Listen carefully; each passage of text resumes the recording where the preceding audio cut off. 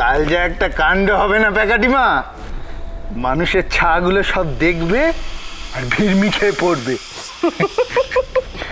মনে রাখিস বিটকেল, কাল তারা প্রথম তাদের মহারানী কটকটিকে দেখছে।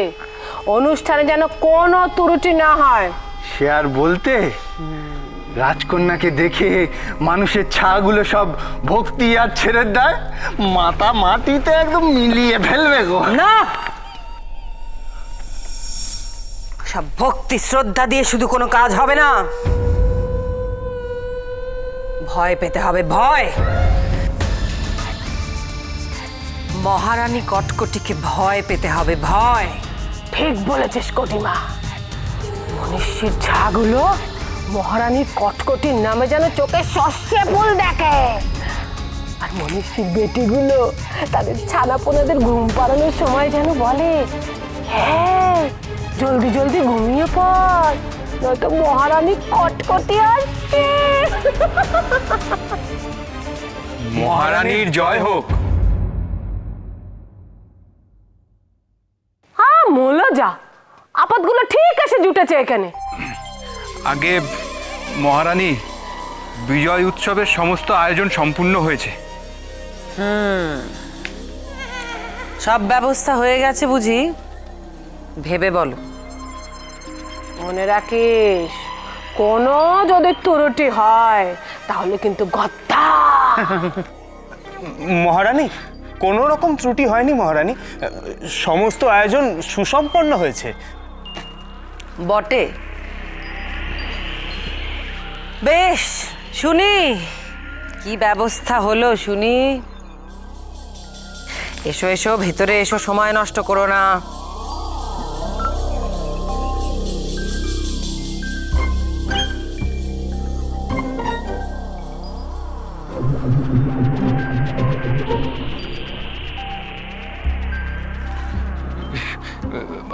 মহারানী, সোনার চতুর্দোলা তৈরি।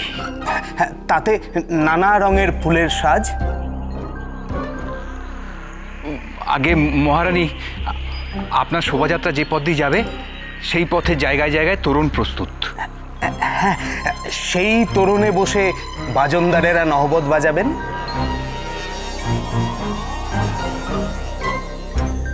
পথের দুপাশে নানা রঙের নিশান।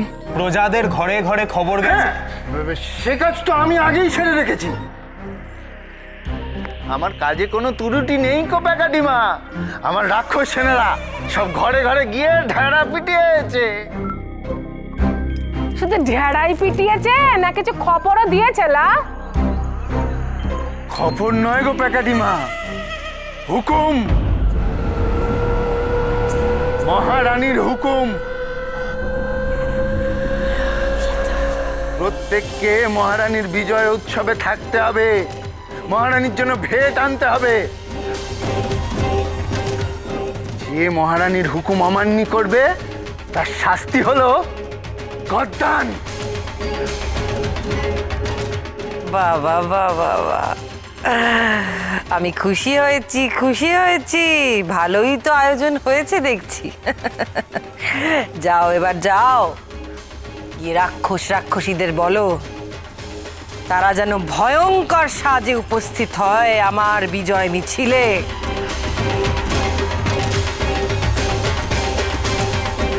এমন ভয়ঙ্কর রূপ যেন তাদের সবাই দেখে, যাতে এই রাক্ষস রাজ্যে কোনো প্রজা ভুল করেও গোলমাল করার সাহস না পায়। আর যদি কেউ গোলমাল করেছে, আমি বলছি কটিমা, যদি কেউ গোলমাল করে তাহলে তাকে বস্তায় বেঁধে এখানে নিয়ে আসবি, আর তারপর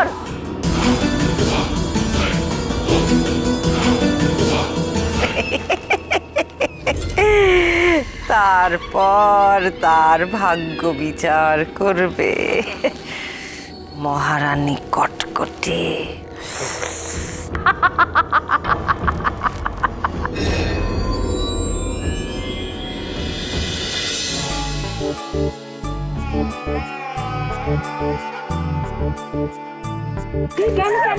সর্দার এসো এসো, দেখো সর্দার দেখো কি সুন্দর ফুলগুলো ফুটেছে, সেদিন লাগালাম না? বাহ, কি খুব সুন্দর, খুব সুন্দর। চলো সর্দার ফুলগুলো চল, তুলি, চল। চল।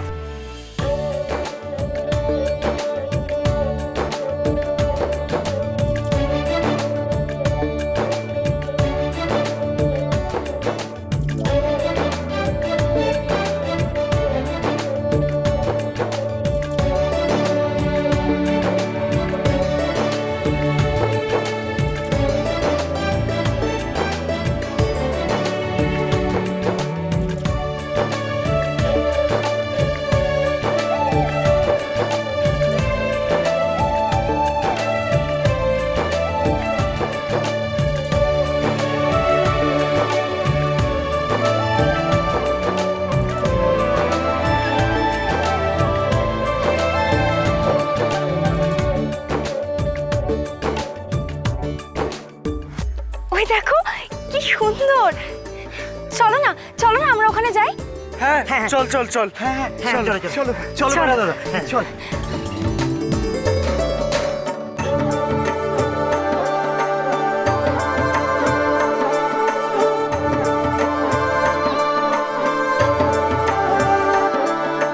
তোমরা কারা গো? আমরা মাদারি। তোমরা এখানেই থাকো এই তাঁবুতে? হ্যাঁ গো, এই তাবুই আমাদের বাড়িঘর। বলছি, এই অচিনপুরে তোমরা কতদিন আছো? এই তো কালই এলাম। আমরা তো যা বর্গ, আমাদের কি কোনো ঠিকানা আছে? আচ্ছা, তাহলে কি তোমরা এখানে থাকবে? তার কোনো ঠিক নেই গো, যতদিন ভালো লাগে ততদিন থাকবো, যেই আবার মন লাগবে না আবার বেরিয়ে পড়বো ওটা কম্বল নিয়ে পথে। আচ্ছা শুনলাম এদেশে রানী নাকি রাক্ষসী? হ্যাঁ, কাল নাকি আবার সেই রানীর ওখানে একটা বড় উৎসব করবে। ভাবলাম কপাল ঠুকে দেখি, নেচে গিয়ে খেলা দেখিয়ে রানীকে খুশি করব, যদি আমাদের কপাল ফেরে।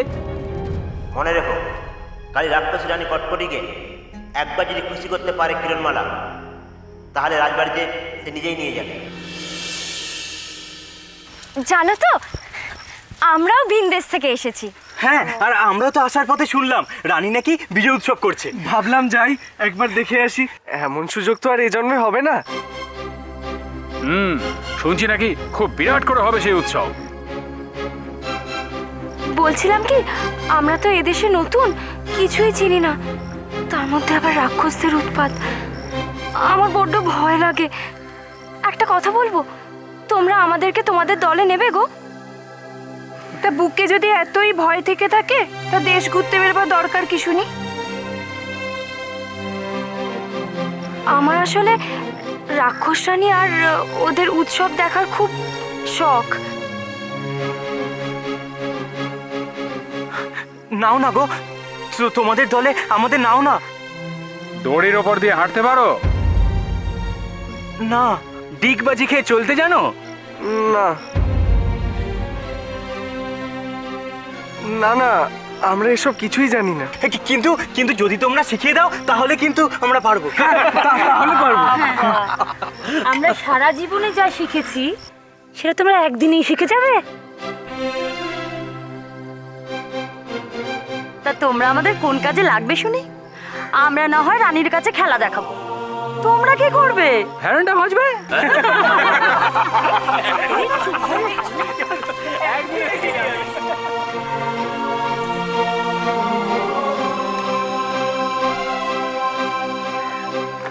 কি হবে এবার?